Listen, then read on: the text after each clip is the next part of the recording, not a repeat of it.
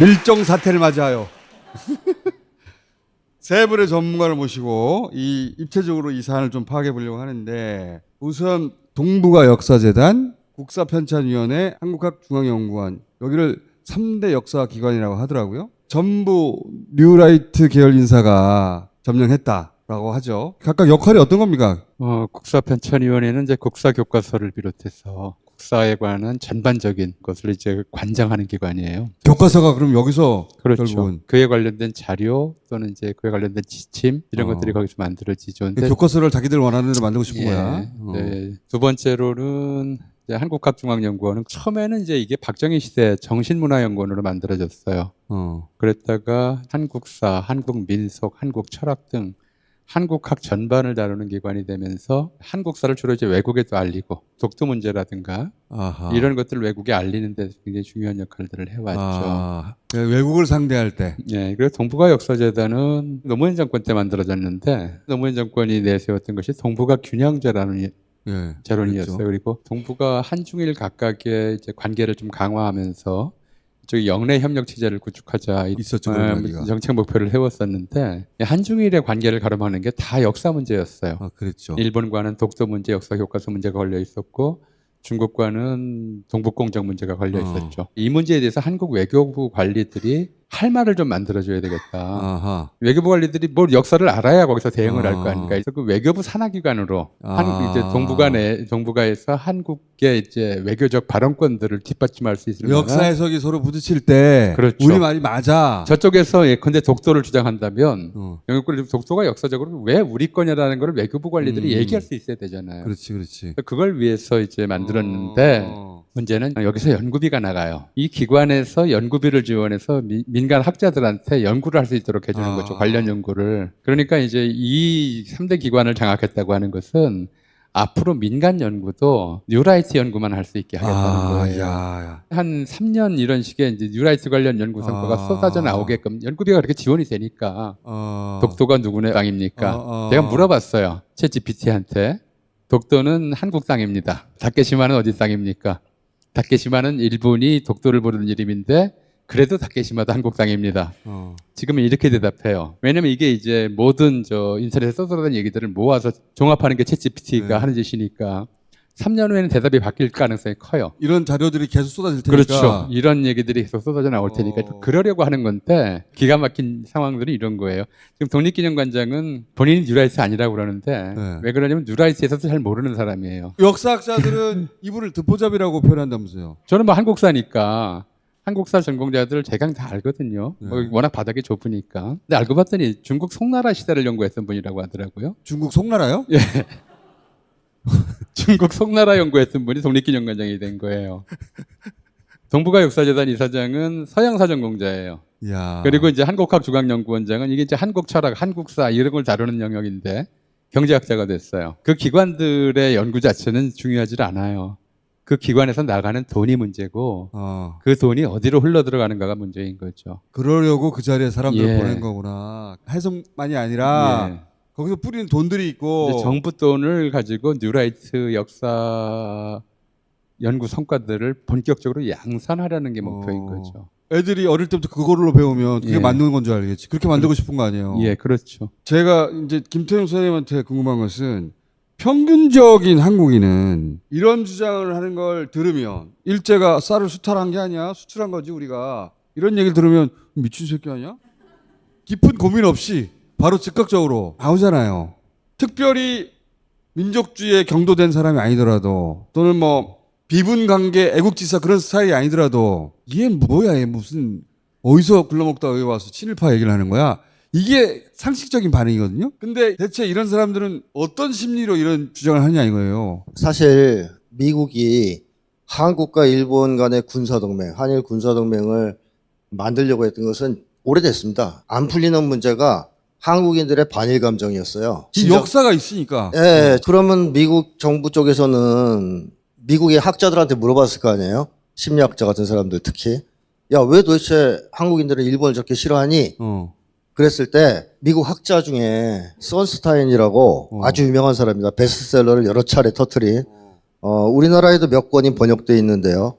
우리는 왜 극단에 끌리는가라는 책에 이렇게 써놨습니다. 특정 민족에 대해 반감을 가진 사람들 가운데는 아주 먼 과거의 일보다는 최근에 벌어진 일에 의해 결정적인 영향을 받은 경우가 많다. 정부가 나서서 국가 간 적대감을 키우고 유지시키는 경우도 많다. 한국 사람들은 태어날 때부터 일본에 대해 반감을 가진 게 아니라 한국 정부가 원수지간이라는 쪽으로 역사를 가르치기 때문에 그렇게 된 것이다.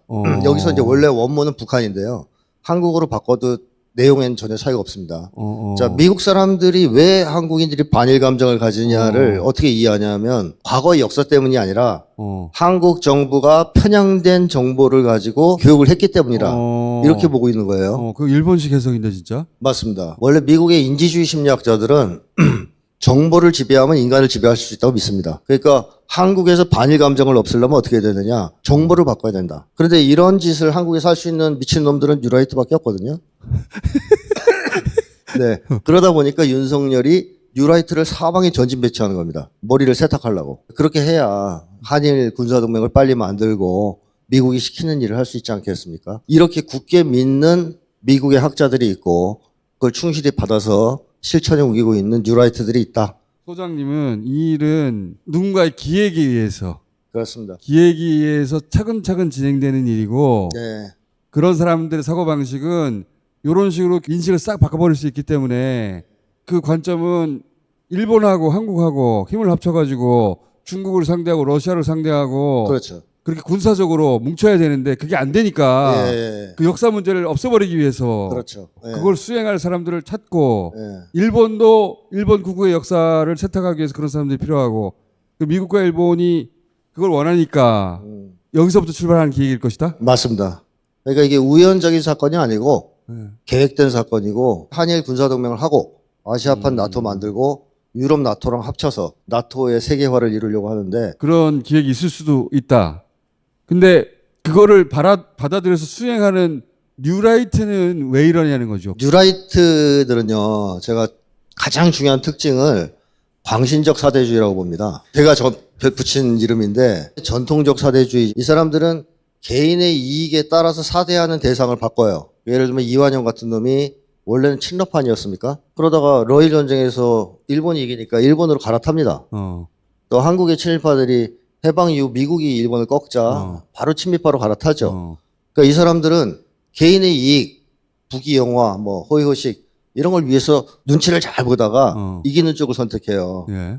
근데 광신적 사대주의는 주인을 바꾸지 못해요. 그러니까 사이비 교주가 정신병자, 뭐 부정부패 사범 이런 거라고 밝혀져도 믿질 않습니다. 이런 게 광신적 사대주의거든요. 그런 광신적 사대주의에 도달해야 이 정도가 될 수 있다? 그게 뉴라이트다라고 저는 생각합니다. 그래서 이런 뉴라이트의 광신적 사대주의가 탄생하려면 두 가지 정도의 이제 전제 조건이 필요한데 하나는 정신 건강이 매우 안 좋아야 된다. 무력감, 의존성, 뭐 심각한 불안 등등 정신 건강이 안 좋아야지. 광신도 집단에 들어가려면 건강하면 되겠어요? 안 돼야 되겠죠. 또 하나는 소장님은 참 위험해요. 또 하나의 조건은 외상적 사건을 경험한 다음에 무너지는 거죠, 멘탈이. 그러면서 광신적 사대주의가 될 수 있어요. PTSD예요? 거의 그 급이죠. 근데 예를 들면 그겁니다. 90년대에 운동권 사람들, 이 사람들은 사회주의 지향이 있었습니다.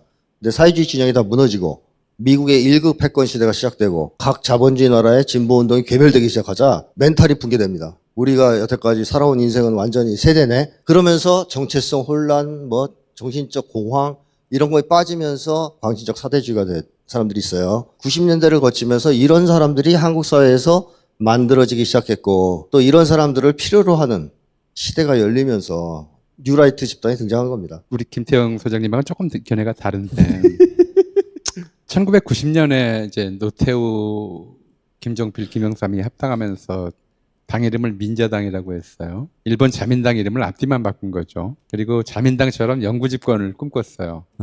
97년도에 IMF가 나면서 이제 민자당이 집권을 못하고 김대중한테 정권을 넘겨줬죠. 이때 이제 공황 상태가 와요. 지금 말씀하신 정신적 공황이 한국에 이른바 계속 집권을 해왔던 최초의 정권 교체 예, 때가. 뭐 이승만 때부터 한 번도 안 바뀌었잖아요. 네. 처음으로 정권 교체를 당하고 나니까 당한 거죠. 그 사람들한테는 멘탈 붕괴 현상이 나타났죠. 그런 상태에서 혜성같이 등장한 사람들이 원래 주사파였던 사람들이에요. 주사파였던 사람들이 96년도 북한 대기근, 97년도 황장의 망명 이런 것들을 겪으면서 98년도에 우리가 보수를 살리겠다. 그러면서 미국에서 유행하고 있던 네오콘, 신보수주의라고 하는 네오콘이었고, 하나는 일본에서 자유주의 사관이라고 하는 것이 막 나오고 그럴 무렵인데 신자유주의였어요. 이들이 결합하는 양상이 특히 노무현 정권 들어오면서 이제 두드러지게 나타나는데 2004년에 어떤 일들이 있었냐면 부시가 이란, 이라크, 북한을 악의 축이라고 규정을 해요. 그리고 이라크 전쟁을 일으키고 그런 와중에 2004년 11월 달에 동아일보 사설에 뉴라이트라는 말이 등장해요. 그리고 이 말이 멋있었다고 생각을 했는지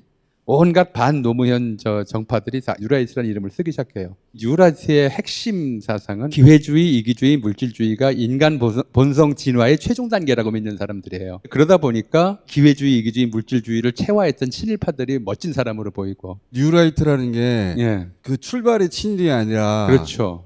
자기들이 살 길을 찾다 보니 기회주의, 이기주의, 물질주의라고 하는 당시 시장주의 핵심 요소들을 끌어안다 보니까 그거에 맞는 이제 과거를 보게 되는 거죠. 그래서 시장에서 성공한 사람들, 기득권자들에게 굉장히 잘 맞는 이 사람들에게 양심의 가책을 없애주거든요. 이기주의가 인간의 본성인데 내가 뭐가 잘못했어? 기회주의가 인간의 본성인데 내가 뭐가 잘못했어? 학계에만 있는 게 아니고요. 법조계에도 있고, 언론계에도 있고, 문화예술계에도 있고, 재계에 특히 많고, 종교계에도 있어요. 뉴라이트는 역사만 왜곡하지 않는다. 현실도 왜곡한다. 이걸 잊어서는 안 될 것 같아요. 물질주의, 뭐 기회주의, 이기주의 그런 사람들은 사실 한국 사회에 많습니다. 그래서 이걸만으로 뉴라이트를 규정한다면 뉴라이트를 너무 칭찬해 주는 겁니다. 이것만으로 안 돼요. 정신이 약간 이렇게 돼야 됩니다. 그래서 그 점을 빼면 안 된다. 전 말씀드리고 싶어요. 자, 이제 역사학자로서 심리학자로서 진단을 하신 건데 일본이 진작부터 조직적으로 체계적으로 친일파를 양성해 왔잖아요. 예. 일본의 공안 그러니까 경찰 쪽에서 네. 먼저 한국에서 유학생이 오면 지도자가 될 만한 사람들이라고 판단하면 접근합니다. 여기서 일본 공안이 개입해요? 예, 일본 공안이나 또 사사카와 재단이라든가 그러한 재단 쪽에서 접근합니다. 처음부터? 예, 처음부터. 그러니까 뭐 우수하지 않은 학생이 가도 무시합니다. 아, 예. 우수하지 않은 학생이 예, 무시해요? 그러나 우수한 학생. 그러니까 나한테는 그러면- 그런 사람이 오지 않았어. 그랬다는 거는 일본 공안 당국이 기본적으로 한국에 돌아가면 지도급이 된다라는 사람에게는 반드시 그러한 사람들이 다가왔다고 합니다. 어떤 식으로 했답니까? 일본에 왔으니까 고생이 많고 그때는 그 일본의 물가라든가 비싸잖아요. 예. 그러니까 도움을 주고 싶다. 예. 뭐 독지가처럼? 뭔가 도움을 줄 수 있으면 주겠다 이런 식으로 이야기하니까 이게 나쁘지 않다고 생각해서 많이 만난다고 합니다. 공안인 줄 알면서도? 알면서도 해요. 그냥 우리 동네 그 경찰서 아저씨다. 아, 처음에는 예. 큰 의심 없이. 네네네. 아, 이 그 동네 맞나요? 경찰관 참 친절하구나. 예. 어. 네, 그 1시간 정도 여러 가지 이야기를 해주고 어떤 요구도 없어요. 진짜 고생했네. 앞으로도 뭐 4년간 고생해야 되겠네라든가 뭐 이렇게 그 했어요. 외국에 갔는데 그 나라 경찰이 예. 가까이 다가오면 네. 친절하게 대해주면 네. 나한테 힘이 되겠다 이런 생각하죠. 일본 경찰은 친절하다고 유명합니다. 한국 경찰하고는 조금 달라요. 그런 면에서는. 그래서 돈을 언제 마지막에 줘, 폰트를 준대요. 얼마 정도 들어가시답니까? 저에게 와서 그 이야기를 해준 분이 있거든요. 몇 사람. 몇 사람이나 있었어요? 예, 양심에 가책이 좀 있어가지고 2번만 받았대요. 2번만. 3번째는 안 만났대요. 계속 받게 되면 큰일 난다라고 생각해서 얼마나 받았답니까? 그 첫 번째가 30만 엔. 오, 큰 돈이다. 큰 돈이죠. 20년 전입니까? 예, 뭐 거의 30년쯤 전에 30년 이야기가. 전에 예, 300만 원이면 크죠? 두 번째는 50만 엔 들어가 있었대요. 오, 야. 매번 받게 되면 이게 버릇이 되죠. 그리고 그게 누구한테도 이야기를 하지 않습니다. 그렇겠죠. 이야기 못 하죠. 액수는 점점 커지고. 예. 그 사람하고 자신의 비밀이 됩니다. 어떤 것도 요구하지 않대요. 그냥 열심히 고생한 것을 들어주고 돈까지 주고 그런데 뭔가 이게 비밀스러운 관계인 거예요. 그렇지. 근데 결국은 어떻게 되냐고 하면 그 사람이 한 이야기가 자신은 두 번째로 그만뒀지만 같은 시기에 간 그러한 유학생들을 쭉 그 받는 사람도 꽤 있었대요. 계속 받은 사람. 예. 그렇게 되면 비밀이 생기고 그렇지. 결국은 그 사람들은 어떻게 되냐고 하면 자신들이 내가 뭘 하면 되냐고. 거꾸로. 거꾸로. 그런 식으로 될 때까지 그냥 기다린대요, 일본은. 야. 뭔가 관리 잘한다. 이거 기술이 대단해요. 그런 면에서는. 그거는 예. 제국주의를 경험. 예, 그거는 그 운영했던 옛날에부터 경험에서, 그러한 진일파를 만들어 온 그렇지. 그러한 노하우가 다 있는 밀정을 거예요. 만드는 노하우가 있는 예, 거야. 노하우가 다 있는 거예요. 자발적으로 예, 자발적으로 하게 됐다.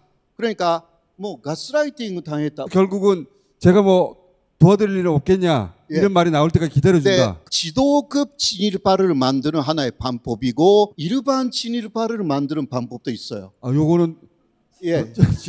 지도자급 진일파고. 예, 예, 예. 일본어를 가르치는 선생님들 있잖아요. 예. 그런 그 모임에서 제가 강연을 했거든요. 가끔 그 일본에서 초청 받아가지고 일본에 연수하러 갔대요. 한국인 일본어 강사들인데 네네네. 일본에 연수받으러 갔고 예, 예. 그런 분들을 대상으로 제가 강연을 하셨는데 초청 받아가지고 강연을 했어요. 했는데 예. 근데 갑자기 어떤 분이 손을 들어가지고 이렇게 예. 말했어요. 우리가 갔을 때 우리 한 사람당 10만 엔 정도 받았어요. 갑자기. 근데 옆에 있는 사람들이 그 말을 하지 말라고. 그러니까 단순히 일본어 강사일 뿐인데 예. 돈을 다 주더라. 모아가지고 폰트를 한 사람 준대요. 그 열어봤더니 10만 엔 들어가 있었다. 큰 돈인데.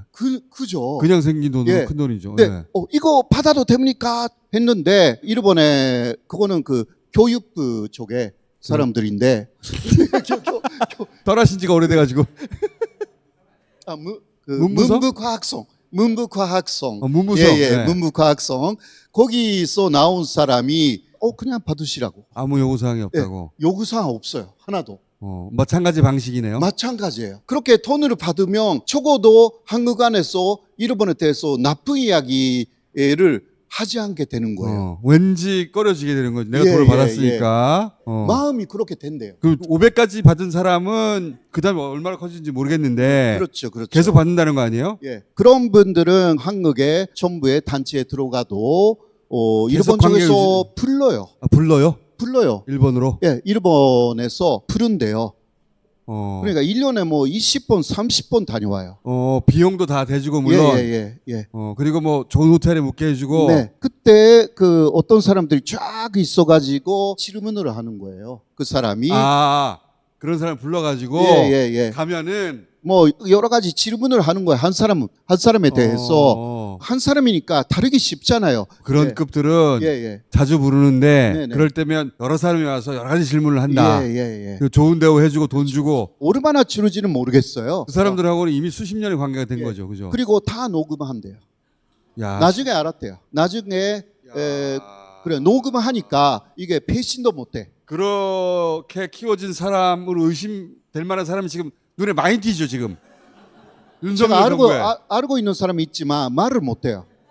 예. 저 사람은 그렇게 해서 육성된 사람이란 걸 알고 있는 사람이 있습니다. 독립기념관이라든가 그런 주변 기관이에요. 주변 기관에 그런 사람들이 쫙 포진해 있어요. 예. 뉴라이트가 학문적인 동기에서만 만들어졌다거나 심리적인 동기에서 만들어진 게 아니라 일본의 관리와 돈에 의해서 육성된 거 아니에요, 지금? 일본이 또 뉴라이트를 또 키워왔기 때문에 키웠다라는 것은 2004년에 한국에서는 뉴라이트라는 조직이 만들어지잖아요. 아까 말씀이 있었지 않습니까? 근데 일본에서 뉴라이트를 주목했어요. 왜냐하면 뉴라이트가 만들어진 기본적인 이유는 소련의 붕괴 때문에 이제 사회주의, 공산주의의 해위를 느낀 이런 사람들이야말로 한국의 탄시이며 노무현 정권이라든가 그 내부를 너무 잘 알고 있는 사람들이다. 우리가 포섭해야 된다. 예, 2006년에 일본의 극우가 한국 뉴라이트를 지원하겠다. 이런 식으로 결정한 결정적인 책도 있고요. 한나라당으로 지원해도 안 된대요. 뉴라이트이면 되겠다. 결론을 내려요. 그 일본에 일본 극우는 어. 한나라당으로도 부족하고 네네. 뉴라이트 정도 돼야 되겠다. 그래서 애들 지원해야 예. 되겠다. 오늘 좀 준비한 영상이 있어요. 영상도 우리 이분은 호사카 누구냐고 교수님이 하면 영상을 준비한 건 처음인데. 예, 이거 누구냐고 하면 그 한국의 전 국정원 높은 사람이고요. 홍형이라는 사람인데 자, 일단 좀 보시죠. 韓国ムン・ジェイン政権は一体何をすると思いますか。これは中国共産党と組んで、韓国もそういう全体主義の方に自分たちが夢見る、描いてきた社会主義全体主義。 국가기본문제연구소의 객원연구원이라는 홍영 씨입니다. 국정원 출신으로 주일 공사도 지냈던 인물인데 2003년 퇴직한 뒤 일본에서 활동하며 일본 구구 세력의 논리를 대변해왔습니다. 朝鮮労働党のスパイということになります。プラス中国共産党のスパイだと思います。 그런데 이런 홍 씨에게 이명박 박근혜 정부 시절 국정원이 고정적으로 활동비를 지급해온 사실이 확인됐습니다. 야. 지난 2009년부터 2017년 6월까지 대북 대일 심리정보 활동에 홍 씨를 활용한다면서 한 달에 20만 엔, 200여만 원을 지급한 겁니다. 국정원은 일본의 혐한 정서를 누그러뜨리고 역사인식을 바로잡기 위한 사업의 일부였다고 밝혔지만 홍 씨의 실제 활동은 정반대였습니다. 慰安婦のことに関してはこのことはもう終わっていることだし強制連行ではなかったということは事実関係として明らかなんですね。当然そうだと私は思います。 홍 씨에 대한 예산 지원은 이뿐만이 아니었습니다. 홍 씨가 주필을 맡고 있는 일본의 통일일보. 민주당이 지난 총선에서 압승한 이유는 중국 공산당과 공모한 사상 최악의 디지털 부정선거 때문이라고 보도하는 등 극우 색깔을 분명히 하고 있습니다. 외교부 재외동포재단은 2007년부터 작년까지 해외 동포들의 언론 단체를 지원한다는 명목으로 이 언론에 3억 3천여만 원을 지원했습니다. 한국의 극우가 일본 극우하고 하나가 되어 있습니다. 하나가 돼서 돈을 우리가 그쪽에 넘겨주기도 해 지금 네네네. 보니까. 또 일본 극우는 한국 쪽에 또 돈을 대준다. 일본 그러니까 지금 밀정이 있는 거예요 실제로. 밀정을 키운 거고 그중에 뉴라이트도 있을 것이고 그동안은 학계에 있거나 그랬는데 대거 전면에 났어요. 그 이유는 2006년에 일본은 한국 뉴라이트를 지원하겠다 결정합니다. 그런데 일본이 볼 때 이명박 대통령 실패했어요. 톡도 가버렸기 때문에. 그 다음에 박근혜 때도 참여하고 있었습니다. 시도했는데 그런데 실패했죠. 다시 탄핵 받아가지고요. 그 다음 윤석열이 대통령이 됐어요. 네, 이거 마지막일 수도 있어요. 그러니까 태고 나온 거야. 그거는 제 생각이에요. 제 생각에. 이거보다 더 좋은 찬스는 없을 것이다. 예, 이때 완전 불가역적으로 뭔가 다 만들어 놓고 바꾸지 못하게. 그렇게 딱 좋은 대통령이 왔어. 예, 또 3년이나 남아 있어. 도현 교수님 어떻게 생각하십니까? 이 많이 동의하는데 일단 이거부터 좀 살펴보죠. 김대중 오부지 회담. 그러니까 90년대까지만 해도 일본이 상당히 좀 이 과거사 문제에 대해서 지금보다 훨씬 전향적이었어요. 라고 하는 것이 하더라도 일본이 사과해서 해결해야 된다. 사과하고 위안부 문제 인정했고 다 했었어요. 했죠. 근데 한국에 뉴라이트가 등장하니까 뉴라이트를 키우면 우리가 이거 사과할 필요가 없겠다. 한국이 스스로 내에서 스스로 얘들이 스스로 부정하게 만들면 우리가 강력하게 나가야 전략을 된다. 바꿨다. 독도 문제에 대해서도 노무현 때만 해도 한국의 이제 해양 탐사선이 독도 인근의 해류를 조사로 갔더니 일본이 굉장히 강하게 항의했었어요. 그때 우리 아예 해군이 그냥 가버렸어요. 가서 밀어버렸죠. 발포해버려라 정 안 되면. 네. 이게 강경하게 나가니까 움츠러들었단 말이에요. 뉴라이트가 등장하면서부터 일본의 대한 정책이 바뀌었다. 내부에서 흔들. 그렇죠. 친일 세력들을 육성해서 친일파를 하게 만들면 일본은 강하게 나가도 되는 대로 바뀐 거예요. 지금은 일본 구가 쾌재를 부를 것 같아요. 소장님, 윤석열 대통령 이거 알고 하는 거예요? 모르고 하는 거예요? 저는 알고 한다고 봅니다. 알고 한다? 네, 윤석열은 제가 계속 얘기하지만 서열동물이잖아요. 그 쉽게 하면 개떼에서 무슨 말을 해도 위험해. 오로지 자기보다 위에 있는 개만 신경 씁니다. 근데 윤석열은 현재 사실상 정권 위기잖아요. 탄핵 위기이고 이런 상황인데 어떻게 하면 정권 재창출을 해서 감옥에 가지 않을 수 있을까? 그럼 아래쪽 개떼들한테 인기를 얻겠다는 생각은 없어요. 위에 있는 개가 시키는 일을 해내겠다. 윤석열 입장에서는 뉴라이트 사람들을 전진 배치할 수밖에 없다. 저 그렇게 보고 있고요. 그 다음에 위험한 해석이다. 근데 저는 동의하는 게 한마디만 할게요. 네. 윤석열 대통령이 바이든한테 숙제를 받은 걸로 저는 짐작해요. 임기 중에 한일 군사동맹 체결해라. 임기 중에 하기 위해서 온갖 수단을 다 동원하는 거라고 좀 보고요. 그래서 한일 동맹 체결하고 독도를 일본과 공유한다고 하는 발표를 할지도 모를 거예요. 그래서 저는 이제 그때를 좀 대비해야 된다고 생각을 하고 있습니다. 지금 완전히 한계선에 왔습니다. 무엇이 일어나는지 모른다. 이게 이익이 하나가 되어 있습니다. 일본 이익이. 그거하고. 하나가 됐다 완전히. 예, 네. 완전히 하나예요. 예. 자, 오늘 여기까지 하겠습니다. 감사합니다.